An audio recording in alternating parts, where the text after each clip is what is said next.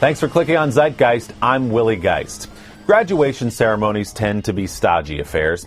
You walk across the stage in a funny hat and some old guy you've never seen in your life gives you a diploma and tells you to hit the bricks. Now imagine how much more fun graduation would be if you walked across that stage and got a flying chest bump from the President of the United States. That's a ridiculous idea, right? It is ridiculous. And it happened on Wednesday. President Bush gave the commencement address at the United States Air Force Academy in Colorado Springs, and he greeted one cadet with a chest bump.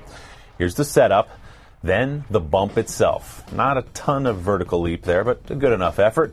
Then the triumphant post-chest bump pose and exhale.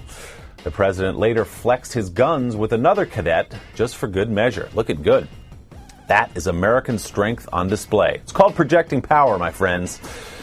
All right, we all know Rachel Ray as one of America's most beloved celebrity chefs. But did you also know our adorable little queen of the kitchen is a terrorist sleeper agent? She is.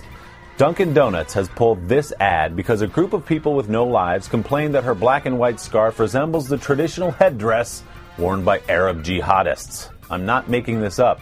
One offended columnist said the garment was popularized by Yasser Arafat and is a regular adornment of Muslim terrorists.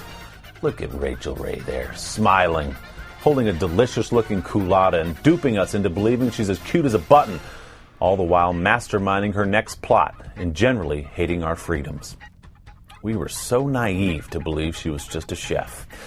You know, while we're on the subject of shady celebrity cooks, I'd like to see Emerald's papers.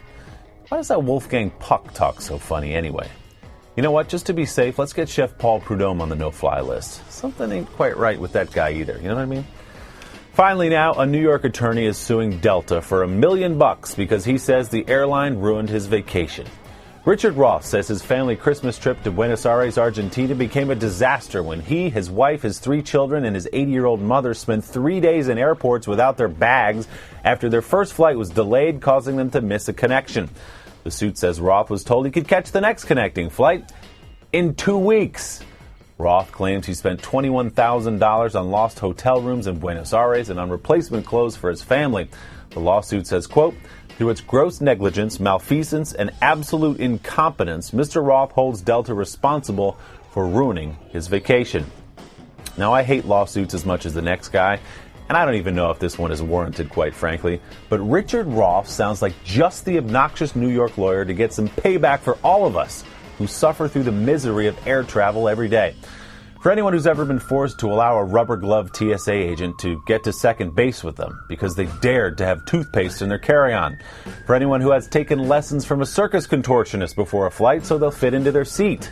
Or for anyone who has ever heard the words, we're number 43 for takeoff.